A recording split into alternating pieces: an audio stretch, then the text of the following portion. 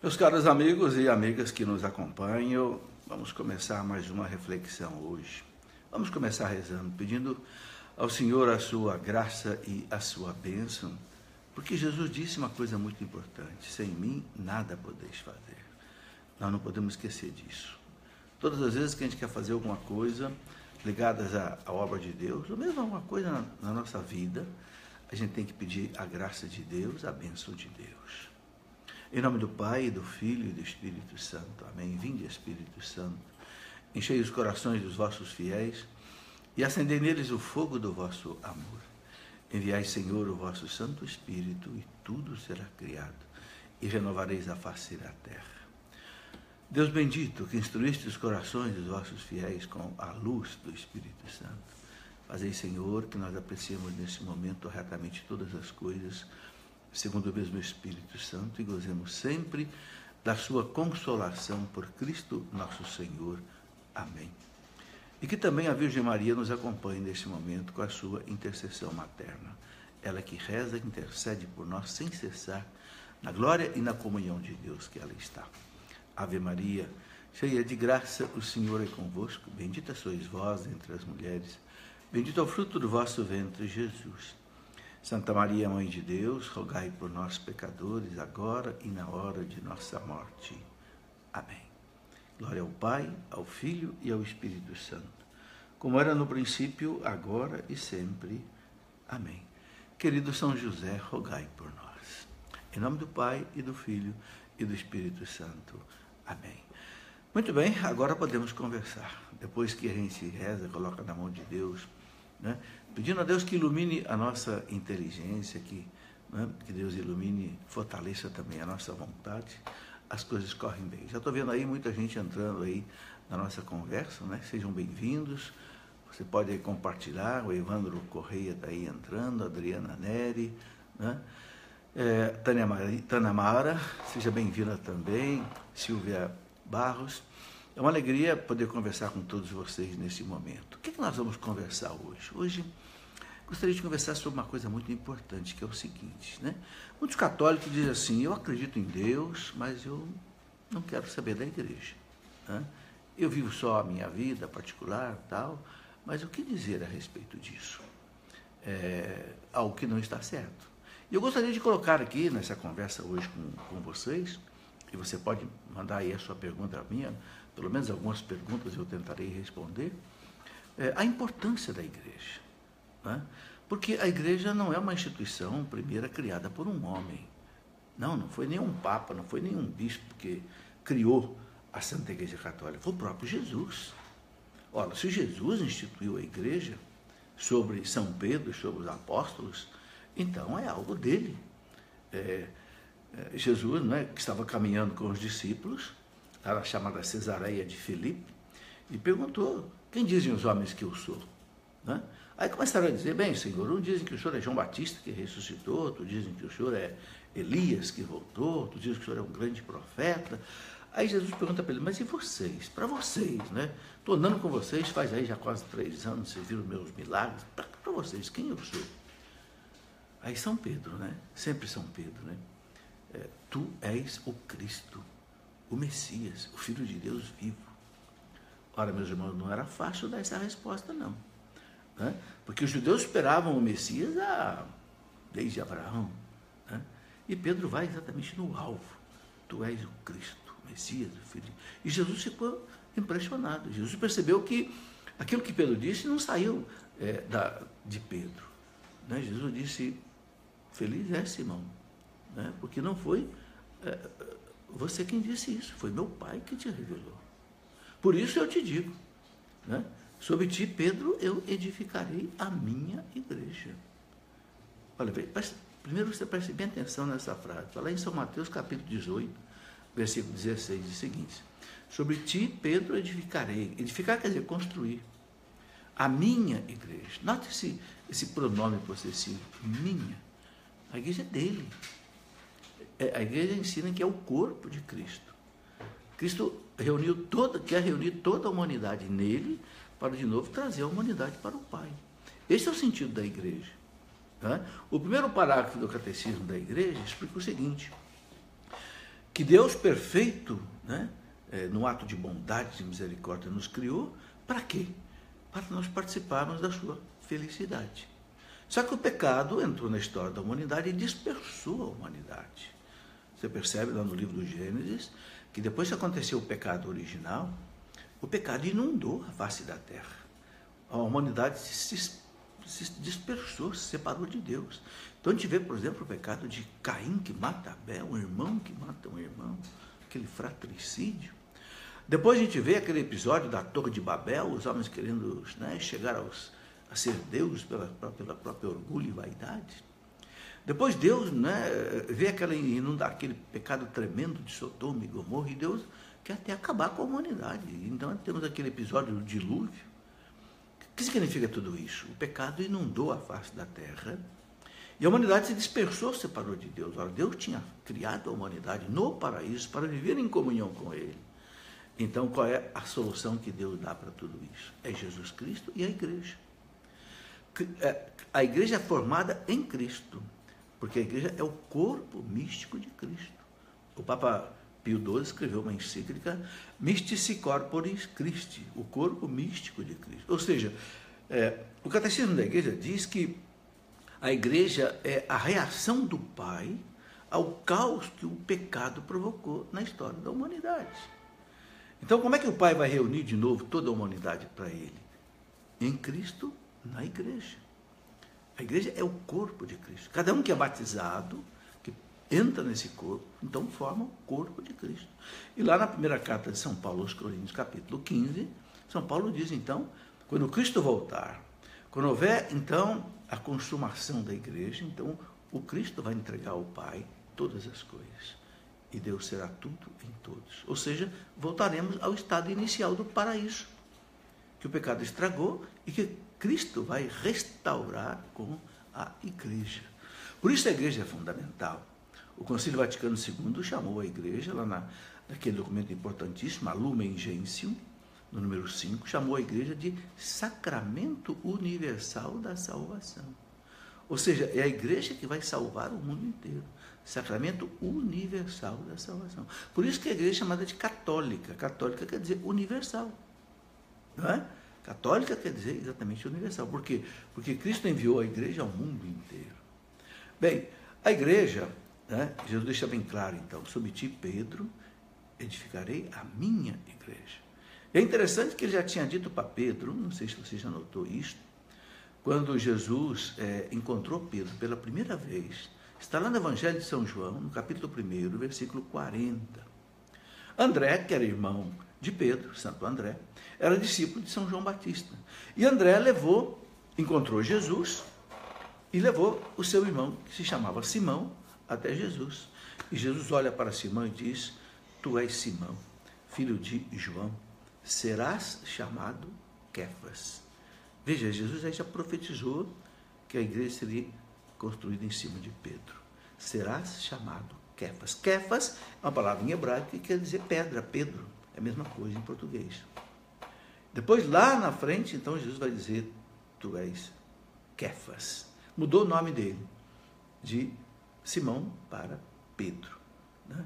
Aí ficou Simão Pedro. Né? Mas ele disse, então, tu és Pedro, sobre esta pedra edificarei a minha igreja. E aí Jesus faz aquelas promessas impressionantes. Né? As portas do inferno nunca prevalecerão contra ela. Veja, meus irmãos, já tem 2000 anos que a igreja está aí. Nem a perseguição dos judeus, depois que o Cristo morreu, que mataram, né, Tiago Maior, mataram Estevão, nem a terrível perseguição que São Paulo sofreu no primeiro século, os discípulos sofreram por parte dos judeus que não aceitavam o cristianismo, nem a perseguição dos romanos, que durou 250 anos, nem a perseguição do nazismo, do comunismo, do ateísmo, de todos esses outros inimigos da igreja, o laicismo atual, ninguém consegue vencer essa igreja.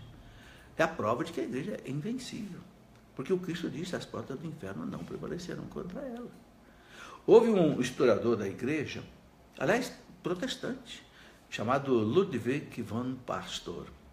O Ludwig von Pastor foi um grande historiador alemão, que ele escreveu a história dos papas. Engraçado, sendo ele protestante. escreveu em 40 grossos volumes, cada volume assim com 800 mil páginas cada um. Nós temos aqui em espanhol essa coleção. O Ludwig von Pastor, depois que ele terminou de escrever essa coleção dele, ele se tornou católico. E disse: vou me tornar católico. Porque se essa igreja não acabou com a perseguição que sofreu, com as heresias que sofreu, com os pecados dos próprios filhos, é porque essa igreja é divina. E o Ludwig von Pastor, que era um protestante, historiador famoso, alemão, se tornou católico. Bem, a igreja, além dela ter essa invencibilidade que o Cristo deu a ela, e por que Cristo deu essa invencibilidade? Porque é a igreja que vai levar a salvação do mundo até o Cristo voltar. Se a igreja fosse vencível por um poder humano, a salvação não chegaria até o último homem, né, que houver na face da terra. Então, Cristo deu a ela a invencibilidade. E deu outra coisa muito importante, né, a infalibilidade. Mas que história é essa de infalibilidade? A igreja não erra? Os filhos da igreja erram, sim, mas erram o quê? Nos seus pecados pessoais. Mas o nosso catecismo diz, né, lá no parágrafo 890, o nosso catecismo diz o seguinte, eu quero até aqui ler para você, parágrafo 889. Para manter a igreja na pureza da fé, transmitida pelos apóstolos, Cristo quis conferir à sua igreja uma participação em sua própria infalibilidade. Ele que é a verdade. Está vendo? Cristo concedeu à igreja participar da sua própria infalibilidade. É claro que essa infalibilidade é só em matéria de doutrina, não é em termos de ciência. Ah, mas a igreja errou lá no caso do Galilei, os homens da igreja erraram, condenaram Galileu estava... Verdade. Só que aqui não era um problema de doutrina, era um problema de astronomia.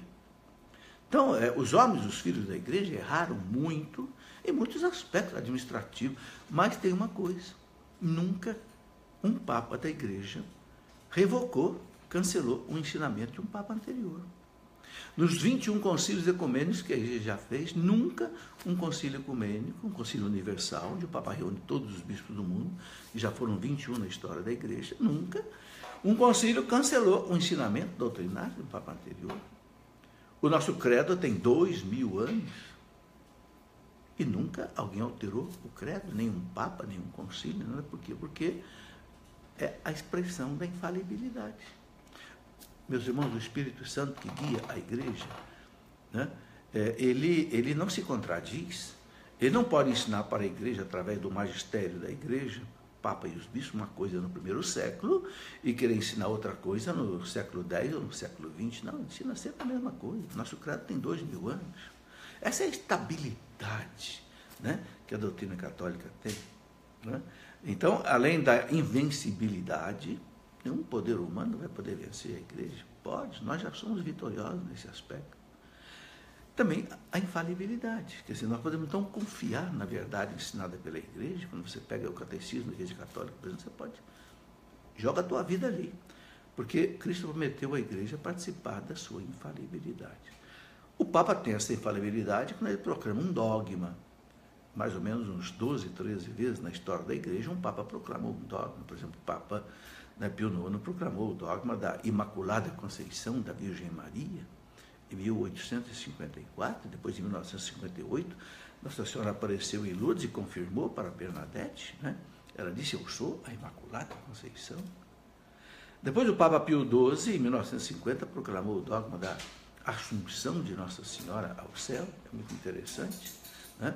Enfim, a igreja, né, não pode errar em termos de doutrina. Por quê?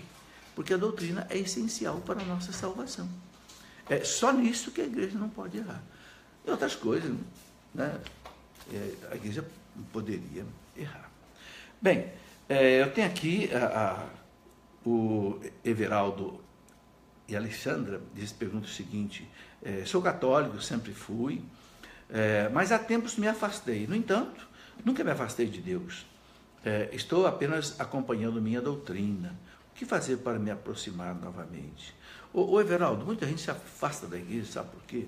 Porque se decepciona, às vezes, com as coisas que acontecem na igreja. Os contra-testemunhos de nós leigos, às vezes algum padre, às vezes até algum bispo. Houve na história da igreja muitos hereges, e hereges que foram bispos. A primeira heresia, por exemplo, o arianismo, era um presbítero famoso de Alexandria. A segunda heresia, o macedonismo, que negava a divindade do Espírito Santo, era o Macedônio, era um bispo patriarca de Constantinopla. Houve muito erro por parte dos filhos da igreja. Mas, veja bem, a igreja como instituição, ela é divina. Note que a igreja ela tem como cabeça o próprio Cristo. São Paulo compara a igreja com um organismo. Ele diz, Cristo é a cabeça, né? Nós somos os membros. E o Espírito Santo é a alma dessa igreja. Então a igreja ela é divina por instituição. Né? Nós, membros, somos a parte, vamos dizer assim, fraca, pecadora da igreja. Mas a igreja ensina, está lá no nosso credo, é dogma de fé, a igreja é una, santa, católica e apostólica. Né? Santa quer dizer, ela não tem pecado. Quem tem são seus filhos. No ano 2000, o Papa João Paulo II, naquele jubileu do ano 2000, ele pediu perdão ao mundo pelos pecados dos filhos da igreja. Ele não pediu perdão pelos pecados da igreja, dos filhos da igreja, sim.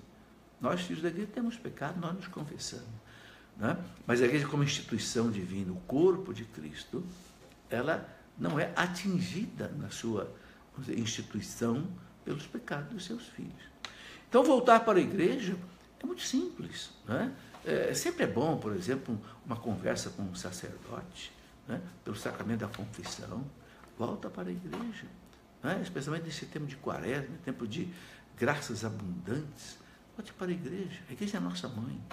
Né? Nós vamos herdar a vida eterna através da igreja. Nós entramos, né? Nós voltamos para Deus pelo batismo, pela igreja, e é nela que nós vamos viver toda a nossa vida.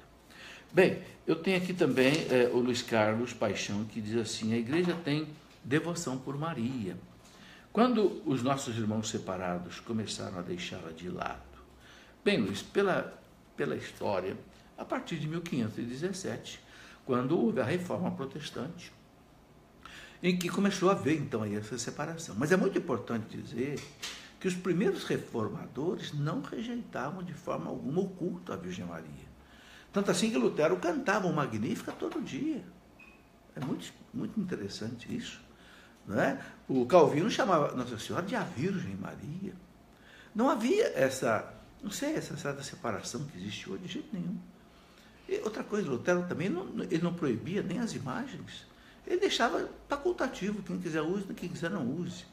Foi a evolução da Reforma Protestante ao longo dos anos que foi gerando essa separação que, na origem do protestantismo, pelos livros que a gente lê, né, eu escrevi um livro, se você quiser aprofundar isso, eu escrevi um livro, né, sobre a Reforma Protestante, que você poderia aprofundar até esse assunto, se você quiser, Luiz Carlos. Okay?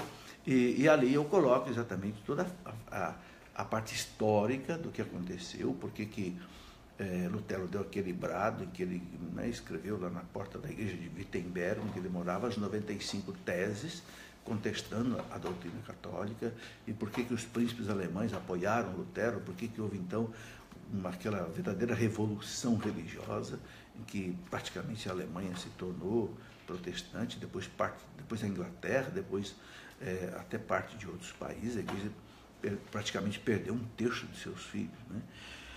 Mas não havia no começo isso que existe hoje sobre Nossa Senhora, né? Bem, tem aqui também uma colocação do Helder Cândido Lira. O Helder coloca o seguinte, por que essas verdades não chegam às escolas? Bem, Helder, você sabe que tudo depende de uma catequese, né? Tudo depende de evangelização. Se essas verdades não chegam às escolas, é porque quem trabalha nas escolas muitas vezes não leva essas verdades.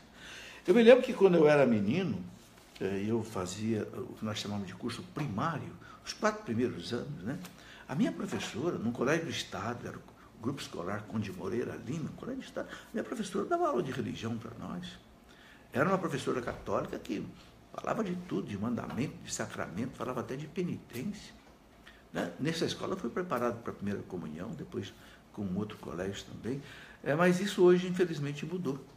Hoje querem proibir as escolas de falar de religião, querem coisas desse tipo, né? Embora o ensino religioso ele seja constitucional, né? Mas há uma certa pressão, né, para que não haja cultura, formação religiosa dentro das escolas. Aliás, é algo que nós devemos lutar contra isso, porque o ensino religioso ele é legal. Claro que a pessoa que não é católica não vai assistir aula de doutrina católica, vai assistir aula da religião, da fé dele, mas quem é católico, e a maioria do povo brasileiro é católico, tem o direito de assistir a aula. Por quê? Porque a escola católica é mantida pelo povo.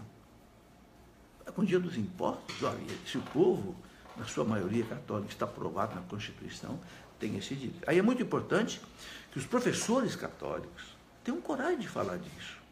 Na universidade, quando eu dava aula de física, eu dava aula de mecânica espacial, etc., eu falava para os alunos, olha que a beleza de Deus na natureza. Depois que eu mostrava toda a beleza da mecânica celeste, como é que um homem, por exemplo, sai daqui, desce até a Lua, todas as equações da física, da matemática que rege as fenômenos, dizia, quem é que colocou essa beleza dessas leis, né, que nós podemos dominá-las, conhecê-las e aplicá-las em outros eventos? Então, é muito importante. A igreja, meus irmãos, voltando um pouquinho à igreja, ela tem uma identidade que Deus colocou nela. Veja, se você pegar a sua carteira de identidade, é um documento que te identifica, para você não ser confundido com outra pessoa. Então, na sua carteira de identidade, você vai encontrar 4 marcas que são só suas. Ou seja, o seu nome, o seu RG, o seu número, a sua foto e a sua assinatura. Bom, aí você está identificado, ninguém se confunde com você. Por isso que, por exemplo, ninguém entra num avião sem identificar. Não consegue entrar de jeito nenhum, tem que se identificar. Isso é você mesmo que está com aquela passagem na mão. A igreja tem uma identidade que Deus colocou nela. Qual é essa identidade? Aquilo que a gente reza no creio. Eu creio na igreja una, santa, católica e apostólica. Eu queria explicar isso rapidamente. O que é a igreja ser una? Ela é unida, é una e única. A igreja é a esposa de Cristo, né? São Paulo, na carta aos Efésios, capítulo 5, 25, São Paulo diz assim, maridos, amai as vossas esposas como Cristo amou a igreja e se entregou por ela. A igreja é a esposa de Cristo, é o corpo de Cristo, é o templo da Santíssima Trindade. Então a igreja ela é única, não pode haver 2 igrejas. E o Catecismo da Igreja diz que a única igreja que existe é a igreja que Cristo fundou. Ele fundou como minha igreja, São Pedro e os apóstolos. Não há outra igreja. Não há outra igreja que Cristo fundou. É bem claro no Evangelho. Depois ela é santa, já expliquei. São Paulo diz, ele a santificou pelo seu sangue. Né? E depois ela é una, santa, católica, que quer dizer universal. Como ela é o sacramento universal da salvação, Cristo a enviou a todos os povos. A última coisa que Jesus disse para os apóstolos antes de voltar para o céu foi isso, ide pelo mundo inteiro. Ide pelo mundo inteiro. Pregai o evangelho a todas as nações. Ensinai-as a observar tudo aquilo que eu ensinei, que eu prescrevi. Quem crer e for salvo, for batizado, será salvo. Ou seja, quem entrar na igreja. Por isso que os santos padres da igreja comparavam a igreja com a arca de Noé, que salva do dilúvio do pecado, né? Então, esta arca de Noé é comparada com a igreja. Assim como aquela arca salvava do dilúvio da água, a igreja salva do dilúvio do pecado.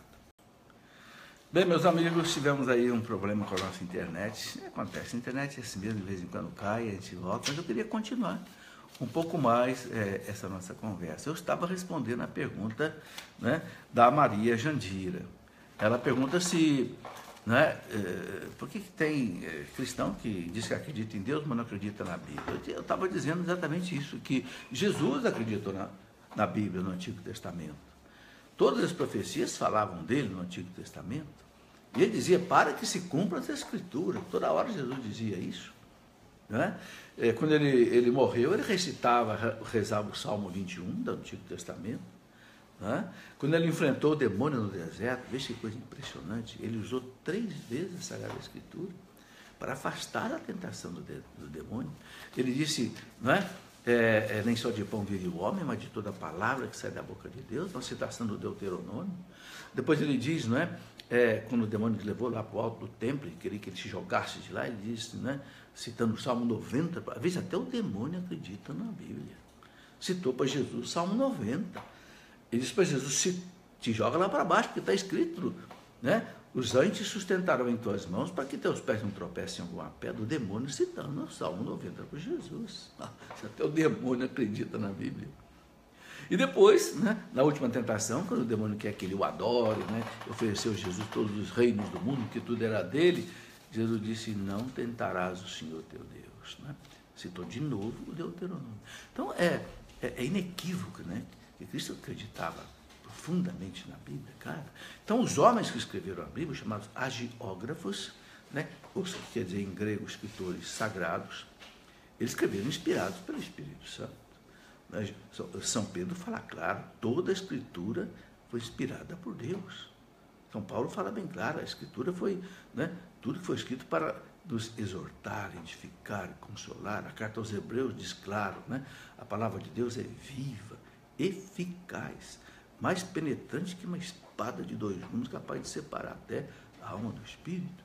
Então, não há dúvida, esses 2000 anos de história da igreja são 2000 anos que comprovaram, né, a beleza da palavra de Deus.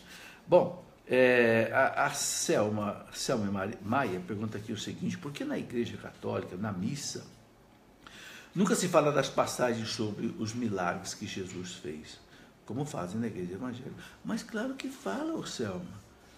Olha, veja bem, domingo agora, qual foi o evangelho domingo agora? O grande milagre da ressurreição de Lázaro. Como a igreja não fala? Toda hora tem citações nos evangelhos, domingo, durante a semana, de milagres e exorcismo que Jesus fez. Tem sim. Tá?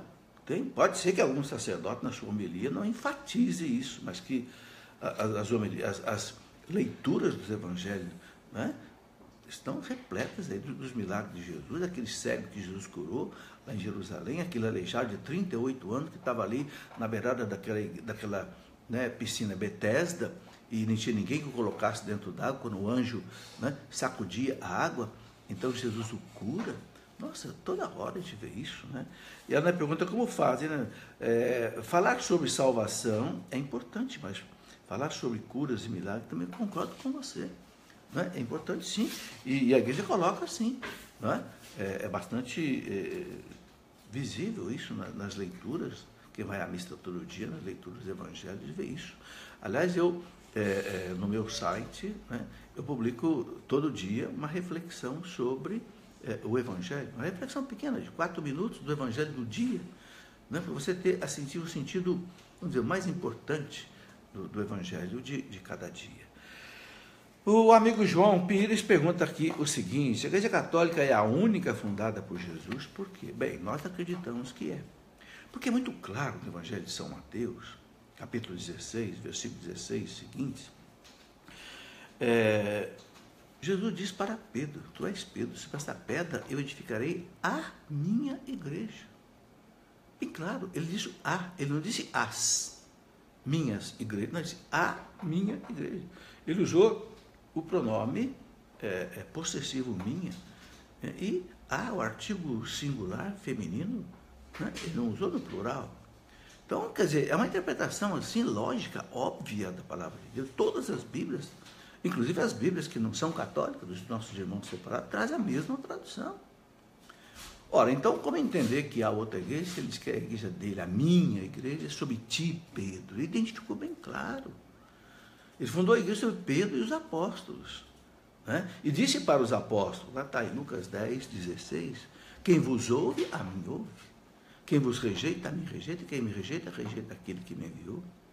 Uma coisa que nós temos que entender, meus irmãos, que o plano de Deus para salvar a humanidade foi esse. O Pai envia o Filho envia a igreja. A igreja é a continuação do ministério de Cristo. É o corpo de Cristo. Quando a igreja te toca, é o Cristo que te toca. Entenda isso quando, por exemplo, a igreja batiza alguém, é o Cristo que batiza. Os sacramentos, né? A igreja chama de ex opere operato, uma expressão em latim que quer dizer o seguinte, realizado o rito, é Cristo quem opera. Então, quando o sacerdote consagra, por exemplo, a Eucaristia, quando o sacerdote diz, isto é o meu corpo que é dado por vós, O sacerdote não está dizendo o meu dele, não, é o Cristo que está dizendo, através do sacerdote, que atua em persona Christi. Isto é o meu corpo, meu de Cristo, que é dado por vós.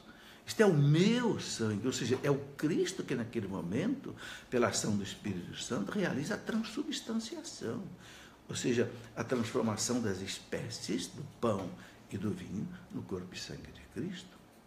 Quando a igreja, não sei, confessa, alguém se confessa e o padre diz, eu te absolvo em nome do Pai, do Filho, é o Cristo que absolve, não é o padre não foi o padre que pagou na cruz o pecado de toda a humanidade. Então, veja, a igreja não pode ser duas. E se não pode ser duas, então qual ela é? É aquela que Cristo fundou. E como é que ele fundou? Sobre Pedro, sobre os apóstolos. Quer dizer, quem não quiser aceitar, não aceite. Mas é inequívoco na palavra de Deus.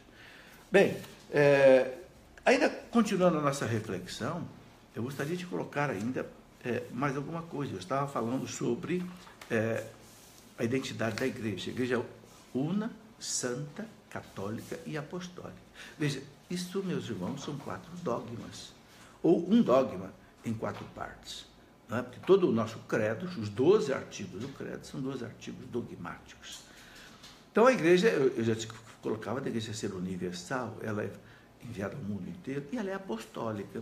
Apostólica exatamente por isso, porque ela foi fundada sobre os apóstolos. Lá no livro do Apocalipse, no último capítulo do Apocalipse, São João vê a igreja gloriosa descendo do céu. E ele viu a igreja assim como, né, uma pedra belíssima, pedra cristalina, eles pareciam um jaspe. Né? E aí ele viu 2 sinais muito interessantes. Ele viu a igreja como uma cidade gloriosa que descia do céu a Jerusalém celeste, rodeada de muralhas enormes. Por quê? Porque as grandes cidades antigas eram todas rodeadas de muralhas, por questão de proteção. E depois ele disse que viu na igreja o seguinte, né? Ele viu 12 portas, onde tinham 3 portas voltadas para o norte, 3 para o sul, 3 para o leste e 3 para o oeste. E em cada porta, São João diz que viu o nome de uma das 12 tribos de Israel, aquelas 12 tribos dos filhos de Jacó, que era o quê? A igreja como que do Antigo Testamento. O que significa essas 3 portas abertas para o norte, para o sul, para o leste, para o oeste? Significa a catolicidade da igreja. Eles pensavam antigamente que o mundo fosse quadrado. A imagem que se tinha do mundo era como se fosse uma mesa quadrada com 4 lados. Hoje nós sabemos que não, a igreja é redonda, a terra é redonda. Bem, então, a expressão de mostrar a catolicidade era 3 portas abertas para cada lado, dos pontos cardeais. Mas aí uma coisa mais interessante, quando São João prestou bem atenção, no fundamento, no alicerce da igreja, ele viu 12 colunas. E em cada coluna do alicerce ele viu escrito o nome de um dos apóstolos do Cordeiro. O que mostra isso? Mostra que a igreja é apoiada nos apóstolos, os nossos bispos. Né? Hoje os nossos bispos eram 12, hoje são mais de 5.000 no mundo inteiro. O Papa é o sucessor, né, de Pedro. E os bispos são sucessores dos apóstolos. Aí nós temos a chamada sucessão apostólica. Todos os bispos que existem hoje, eles vêm lá desde, né, os apóstolos, uma sucessão que não foi quebrada até o bispo da sua diocese. Bem, eu tenho aqui uma pergunta da Maria Socorro. Já tem 3 anos que não confesso. Posso comungar? Ô Maria, a igreja, num dos seus mandamentos, chamados os 5 mandamentos da igreja, a igreja diz o seguinte, que nós somos obrigados a comungar e confessar, no mínimo, uma vez por ano. E exatamente fazer isso no período da Páscoa, ou seja, o período que vai, né, aí da ressurreição de Jesus até o Pentecostes, mais ou menos. Então, se você ficou 3 anos sem comungar, você não cumpriu isso, então eu queria te dar um conselho, né? Na misericórdia de Deus, procure um sacerdote, faça uma confissão. Né? Uma coisa que eu gosto de dizer para as pessoas é o seguinte, a confissão é a coisa mais maravilhosa que Jesus deixou para nós. A confissão, meus irmãos, custou o sangue de Cristo para perdoar os nossos pecados. Sabe, tem gente que tem medo de chegar ao sacerdote. Não, o que o sacerdote vai pensar de mim? Eu fiz um pecado horroroso, eu não sei, eu caí no adultério, eu caí não sei o quê. Não tenha medo. Os ouvidos do sacerdote estão calejados de escutar pecados. O sacerdote não se assusta mais com nada. E outra coisa, você sabe que o sacerdote, ele tem o chamado sigilo da confissão. Se o sacerdote contar o seu pecado para alguém que ele ouviu na confissão, ele é excomungado da igreja. Está lá no Código de Direito Canônico da igreja. Não apenas ele deixa de exercer o ministério sacerdotal, não, ele é expulso da igreja. Olha a privacidade que a igreja te dá para você fazer uma confissão com tranquilidade. Entendeu? Então não tenha medo de jeito nenhum. O Papa João Paulo II dizia que todos nós, quando morrermos, nós vamos estar diante de Cristo para o juízo particular. Mas o Papa diz assim, a confissão é um juízo particular adiantado. Porque é o Cristo que te perdoa ali. Então, tudo que o Cristo te perdoar na confissão, ele não vai mais arguir você lá no juízo particular. Entendeu? Olha que coisa maravilhosa. Tudo aquilo que você entregar a Cristo na confissão, abertamente. Não pode esconder nada. A confissão deve ser feita, né, com um exame de consciência, com uma confissão bem feita, o arrependimento dos pecados, um propósito de não querer mais pecar, cumprir a penitência que o padre der. Os padres dão penitência muito leves. Não é como antigamente, que as penitências eram pesadíssimas. Hoje não, hoje é reze aí um terço, reze aí 3 Ave Maria. Entendeu? Então, a confissão, meus irmãos, tira de nós todo o pecado. Que coisa maravilhosa. Ninguém na face da terra pode fazer isso. Nem seu pai, nem um médico, o sacerdote do Deus Altíssimo, porque Cristo pagou com o sangue dele. Não sei se você percebeu, a primeira coisa que Jesus fez depois que ele ressuscitou, imediatamente após a ressurreição, no domingo da ressurreição, foi instituir o sacramento da confissão. Sim, à tarde do domingo da ressurreição, ele encontrou com os discípulos no cenáculo e disse para os discípulos, não é? Assim como o Pai me enviou, eu vos envio a vós. A quem vocês perdoarem os pecados estarão perdoados. Por quê? Porque ele tinha acabado de conquistar, meus irmãos, com o seu sangue, com sua vida. Tinha acabado de conquistar o perdão para todos nós. Por isso que ele estava ansioso de destruir, porque Jesus veio ao mundo para isso, para tirar o pecado do mundo, não foi? Como é que João Batista apresentou Jesus aos judeus? Eis o Cordeiro de Deus que tira o pecado do mundo. Jesus tinha uma sede, meus irmãos, tirar o pecado do mundo. Porque o pecado, como diz São Paulo, é a causa de todos os males. O salário do pecado é a morte. Então, Jesus queria tirar o pecado do mundo e tirou com seu sangue. E ele aplica isso a você na confissão. E se você não se confessa, você deixa de tomar o remédio da salvação. É como se alguém, por exemplo, imagine, por exemplo, alguém que tem aí, né, uma doença muito grave. Vamos supor que alguém tem uma AIDS. Vamos supor que alguém descobrisse um remédio para a AIDS. Mas se a pessoa não beber o remédio, ela não vai ficar curada. Entendeu? Cristo trouxe o remédio contra o pecado, a confissão. E veja, foi ele que disse, a quem vocês perdoarem os pecados serão perdoados. Ele conquistou o perdão, ele conquistou o remédio, mas ele entregou para a igreja distribuir o remédio. Está na Bíblia, está nos evangelhos, a igreja não inventou isso. Seria muito mais fácil para os padres não ter que ficar 2, 3 horas no confessionário, escutando pecados e mais pecados. Seria muito mais fácil dizer para a igreja, olha, vocês se confessem direto com Deus. Mas não foi isso que Jesus mandou. A igreja é muito séria, a igreja obedece a Jesus. Então, Maria do Socorro, fica tranquila. Você vai ver que beleza você receber a misericórdia de Jesus. Olha, eu queria dar aqui um testemunho. Eu tenho 67 anos de idade. A primeira vez que eu me confessei, eu tinha 7 anos de idade. Faz 60 anos que eu me confesso praticamente todo mês. Eu nunca eu fui maltratado numa confissão. Nunca um padre me xingou por causa de um pecado meu. Pelo contrário, sempre eu senti, né? É como se Jesus que pega aquela ovelhinha, coloca no ombro e traz de volta para casa. Não tenha medo. Bem, temos aqui a pergunta ainda do Francisco Bernardo. Hoje estou vendo que chegou muita pergunta aqui, né? né? Eu fico à disposição. Como começar a estudar a doutrina católica? Ô Francisco, nós temos a beleza do catecismo da Igreja Católica, né? Aí você conhece a beleza do catecismo, né? Eu escrevi também um livro, aliás, um livro que um filho meu, que hoje é engenheiro, pediu que eu escrevesse, porque eu sou católico. Aqui eles têm também bem a doutrina católica, porque sou católico. Sobre a igreja, eu escrevi um livro, A Minha Igreja, porque essa expressão, repare que está entre aspas, a minha igreja, Jesus quem disse isso. E o Papa João Paulo II, ele fez, no seu tempo de Papa, ele fez 51 catequeses sobre a Igreja Católica, e eu publiquei essas 51 catequeses do Papa sobre a Igreja. Então, para você estudar a doutrina católica, eu sugeriria que você começasse a estudar o catecismo da Igreja, você leia esses livros que explicam sobre a Igreja, e você vai aí, né, crescendo, tirando as suas dúvidas. Sempre que você puder conversar com um padre para tirar as suas dúvidas, converse. Se quiser mandar suas dúvidas para mim, também mande, na medida que eu receber, eu vou te responder. A Fernanda Bacelar pergunta o seguinte: quero estudar teologia, por onde começar? Ô Fernanda, eu queria dizer o seguinte: há muitas maneiras de estudar teologia. Há cursos de teologia nas faculdades. Eu mesmo comecei no meu site Cleofas, eu comecei um curso de teologia à distância, que eu chamei de Escola da Fé Online.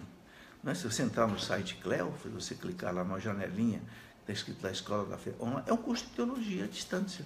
Quando é que começa? Eu comecei lá falando de Deus, porque toda a base da religião é Deus, tudo começa em Deus. Então, o Pai, o Filho, o Espírito Santo, a Santíssima Trindade, depois Deus que cria o mundo, então a criação do mundo, a criação do homem, a criação da mulher, a criação dos anjos. Depois é toda a questão do pecado, o pecado original, Jesus Cristo. Aí vem cristologia, mariologia, pneumatologia, que é o estudo do Espírito Santo, né? Toda a teologia sacramental, o sacramento, toda a teologia dogmática, todo crente se desdobrando, né, a cada dia. Ok? Então, você pode também estudar bastante teologia se você estudar o catecismo da Igreja Católica. Eu me lembro que um dia eu estive logo que o catecismo foi aprovado pelo Papa João Paulo II, em 1992, já tem aí uns 25 anos, né? Eu estava com um bispo muito famoso, bispo que hoje é bispo emérito de Brasília, D. João Evangelista Martins Terra, uma potência intelectual. Ele escreveu já mais de 200 livros. D. Terra me disse o seguinte, né, professor: quem sabe o catecismo da Igreja Católica sabe muita teologia. Eu fiquei assustado, porque ele é um excelente teólogo. Isso foi há 25 anos atrás, ele me disse isso, logo que o catecismo foi aprovado. Então eu digo: Dom Terra, então eu vou estudar muito esse catecismo. E olha, meus irmãos, o Padre Jonas pediu que eu desse o catecismo pela Rádio Canção Nova, eu dei durante mais de um ano. Depois fui para a televisão dar o catecismo. Hoje eu ensino o catecismo para os pré-discípulos, discípulos da Canção Nova. E olha, cada vez mais eu fico mais impressionado com a beleza do nosso catecismo. Então, é uma maneira muito boa de você também aprender muita teologia. Você que não pode fazer um curso formal de teologia. Ok? Bem, quero mandar aqui um grande abraço para as pessoas que estão aí enviando seus comentários, né? Isso é bom, porque a gente vai recebendo esse feedback, vai sabendo o que vocês também gostam, né? E eu peço que, né, mande sua sugestão, pelas suas sugestões também de assuntos, de temas que gostariam de ver a gente conversar aqui, eu farei isso com muito prazer, né? Por exemplo, a Margarida Albuquerque, a Karen Vidoni, Olga de Jesus, a Priscila Neder, a Selma Maria, Paula Aires, Célio Lígia e Luiz Antônio dos Santos mandaram aqui seus comentários, né? Então, agradeço, né, a vocês todos que estiveram conosco até agora. E como eu estou vendo que esse assunto, assim, despertou bastante dúvida, despertou bastante interesse, a gente pode voltar a conversar, porque sobre a igreja há muitos aspectos interessantes, né? Eu escrevi, por exemplo, 3 livros sobre história da igreja, uma coisa fascinante, 2000 anos de história da igreja, né?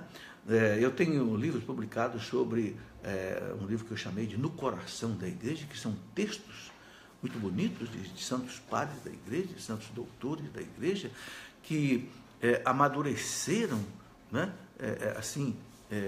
no sofrimento, na oração, né, na vida assim, contemplativa, né, tudo aquilo que a igreja vive, tudo aquilo que a igreja ensina. Então, há muita coisa interessante para nós conversarmos. ok? Fique com Deus. Quero pedir ao Senhor, no término desse nosso programa, que o abençoe. Que derrame sobre você, sobre sua família, a sua graça, a sua bênção. Eu gosto sempre de lembrar o seguinte, né? Jesus, ele mandava os apóstolos irem, pregar o Evangelho, né? Pregar o reino de Deus e depois curar os enfermos. Jesus dizia isso.